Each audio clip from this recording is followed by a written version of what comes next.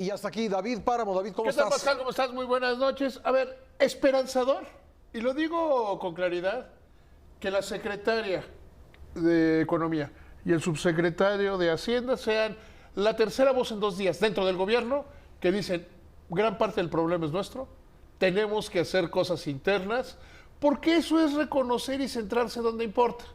Podríamos seguir discutiendo si este falso debate, este absurdo, este ridículo de decir, no estamos creciendo, pero nos desarrollamos mejor. Primero, no hay ninguna cifra. A ver, no hay Lo de las ninguna dos cifra. vacas, ¿no es cierto? Pues a lo mejor en esa comunidad tendríamos que saber si hubo unos 15 años y esa comunidad es representativa del país. O sea, son ocurrencias chistosas, divertidas. Pero vámonos. Hoy el INEGI da a conocer disminución del empleo manufacturero. Quiere decir que en los sectores manufacturero y maquilador, que los sectores que son normalmente los mejores pagados dentro de la industria, hay menos empleo. No puede haber mayor bienestar si hay menos empleo. Está creciendo la economía informal, la economía que no tiene prestaciones, y está disminuyendo, ahí están los datos del propio Seguro Social, que está disminuyendo el número de contrataciones. Quiere decir que hay trabajadores que están migrando de la economía con Seguro Social, con Afore, con Infonavit, a la economía donde si te enfermas tienes que ir al INSABI. Bueno, cuando sirva, cuando exista, cuando funcione. Algún día. Pues dice el presidente que el 1 de diciembre, ¿no? Entonces, si te enfermas ahorita, no hay presupuesto para estar enfermo. Pero es ruinoso, o sea, tienes que pagar, y si no es el INSABI, tienes que pagar en algún lugar por tu salud. Entonces no puede haber bienestar. ¿Qué son las medidas de bienestar? Acceso a salud. Hoy vemos reducido el acceso a salud. Empleo. Vemos reducido la posibilidad de tener empleo. Y podemos ponerle otras. El gobierno tiene menos ingresos. O sea, el gobierno ante una menor actividad económica tiene menos ingresos. Porque solo en la mente de Julio César Chávez, hijo, que ya le han de haber pegado mucho en la cabeza, que dice que los pobres deberían poder usar dinero falso para salir del problema, pues está de moda pensar fuera de la caja o de la basilica, de lo que sea, ¿no? Ya cualquier ocurrencia. Sí se puede rifar un avión, porque no podemos decir que se fabrique dinero falso para que los pobres dejen de ser pobres. Usar ¿no? dinero del monopolio, por ejemplo. No sé, eso dijo, pero a mí me suena a eso o a rifar un avión.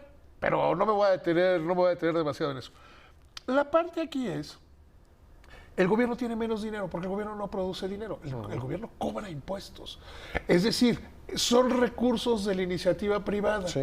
A veces se les olvida a estos trasnochados de las 4T y de las izquierdas, es decir, de las izquierdas radicales. Hay que acabar con la empresa. ¿Y de dónde sale el dinero del gobierno? Hay que acabar con las empresas. No, que a las empresas les vaya bien, que crezcan mucho. Tan eficientes las empresas estatales, ¿verdad? Sí, mira, tenemos casos muy importantes como Pemex, que es muy eficiente, Comisión Federal de Electricidad, no, hombre, de una eficiencia. Yo siempre que me dicen de la eficiencia de las paraestatales o de las empresas del Estado o no, pienso, Telmex, cuando era del Estado, el teléfono se hizo para acortar llamadas, acortar distancias y no alargar llamadas. Son empresas que, como dijimos, usted no vea Grupo Imagen, ¿eh? No es para que lo vea mucho, véalo poquito. ¿Cuál era la campaña de Comisión Federal de Electricidad de los 80s? Cuando estas ideas recalentadas de Bartlett, que tienen hora anal y todos esos, ¿cuál era la campaña? Ayuda un poco, apaga un foco. Si hubiera empresas como hay en prácticamente todo el mundo, generadoras de energía eléctrica, ¿qué es lo que te dicen las empresas en los Estados Unidos? Oye, no, ilumina mejor tu casa, ponle más focos y que haya focos en todos lados y ponle más. No, si hubiera empresas privadas que generan electricidad, hoy en este país, te están diciendo, no, hombre, pon más focos, ándale, vamos a hacer que no haya calentamiento global, pero pon más focos, tú gasta más energía eléctrica. Este reconocimiento viene a desmentir, al menos en la parte racional, en la parte inteligente del gobierno, la idea como las que ya te manomeaba Esquivel, a lo Togo y Panda. No tiene nada que ver con la cancelación de Texcoco. Ahí están los datos. Se decide que se cancela Texcoco y se cae la inversión privada. Sí. De decir, es que suena muy bonito decir, es que hubo un menor dinamismo internacional. Sí. Pero es la primera vez. La primera vez en 30 años. Primera vez en 30 años, Pascal. Que la economía mexicana, que la economía de Estados Unidos crece y la economía mexicana cae. Es la primera vez desde 1995. Que fue una crisis nuestra. Fue un problema nuestro. Por eso ya no nos... por eso y se quedaron las frases, pero se olvidó el origen de la frase. Porque hace no mucho decíamos, a Estados Unidos les da gripa y a nosotros les da pulmonía. Aquella famosa, una de esas veces que la economía mexicana cayó porque había disminuido Estados Unidos, cuando Cárceles dijo que nos había dado un catarrito. Que había estornudado Estados Unidos y nos pues había dado han un ido catarrito. juntas las dos economías, ¿no? Pues ya no. Ya no. Es nuestro principal, y no es la incertidumbre del tratado, porque exportamos más. Las exportaciones crecieron, o sea, los dichos se mueren cuando ves los hechos. O sea, de repente Pero bueno, ya ves que hay otros datos, entonces. Pero, o sea, a mí me gustaría mucho saber qué datos tienen. Que mataron 2 reses en una fiesta. No los enseñan, ¿no? Dicen que los tienen, pero no los enseñan. ¿Cómo se llama? Esto de que la economía popular está mejor, No está mejor. no hay datos que digan A ver, eso. La economía, ¿qué es economía? Porque además de repente se empiezan a perder en las definiciones. ¿Ha salido gente de la pobreza?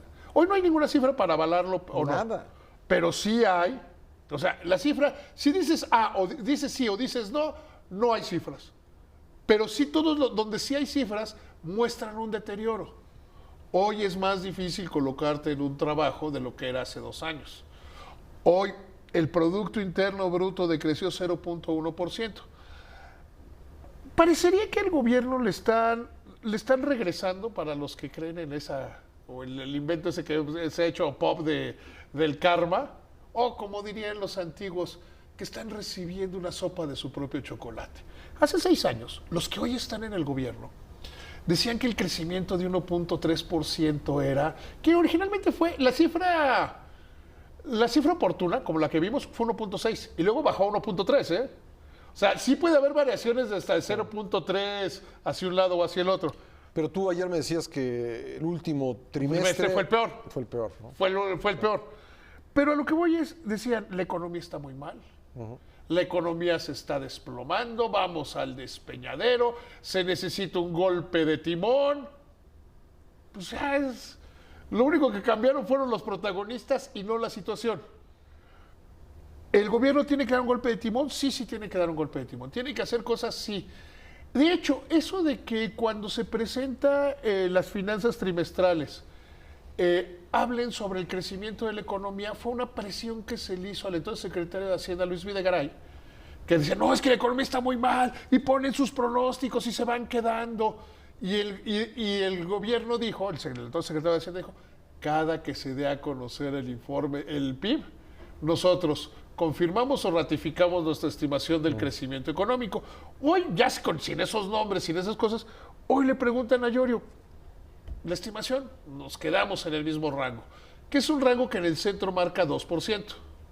Tiene una gran diferencia, una profundísima diferencia con lo que se está viendo. Banco de México, que la semana que entra, todo el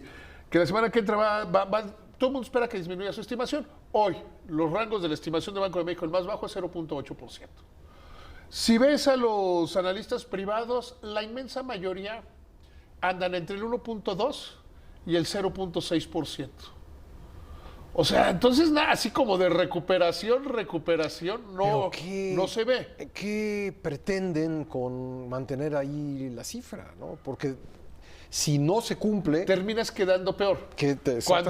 Cuando decías, cuando en la oposición decías que el 2% era una miseria, que era una basura, que no había que crecer, lo malo es que cuando tú dices, ese director técnico del Cruz Azul era muy malo porque pues nada más nos calificaba a semifinales. Era una vergüenza, no podía seguir el equipo así. Y te quedas sin entrar a la liguilla, pues quedas en ridículo. Y parece que lo estoy haciendo muy, muy gráfico, pero es muy notorio. Yo decía, y lo dije aquí, que el crecimiento del 2.4 era como llegar al 5º partido en los mundiales. Y es un hipérbole que vale. Es lo menos, pues. Es lo de siempre. Sí. Si no llegas al 5º, pues, si te quedas en el 3er partido, eres peor que los otros. Si llegas al sexto, pues ya eres muy bueno. Pero aquí parece que no vamos a calificar. Es una frase, Yorio, que a mí sí me desconcertó, que es que no sentimos una derrota moral. Pues es una pelea cerrada y van en el 1. Más allá de cualquier cosa que signifique victorias o derrotas morales, que nunca las he entendido. Sí, no sea, el tendrían número es... por qué hoy hablar de derrotas morales, sino más bien lo que tendrían que estar diciéndole a la gente es por qué creen que van a poder elevar el crecimiento económico en lo que resta del periodo. ¿Quién lo dice de una u otra manera? Dice, si es necesario, tomaremos otros 80,000 millones del Fondo de Estabilización Sí, pero Fiscal. eso se va a acabar, David. Eso se va a acabar, ciertamente. Ese se va a acabar. Vamos a mejorar la recaudación. Pero necesitas reactivar la inversión. ¿Y cómo vas a reactivar la inversión? El sector que más potencial hoy tiene para reactivar la inversión es el sector energético. Terminamos enero, no hubo programa. ¿Te acuerdas que en octubre habían dicho que se lo iban a presentar a mediados de enero? Sí. Luego dicen que lo van a presentar, ya van en finales de febrero.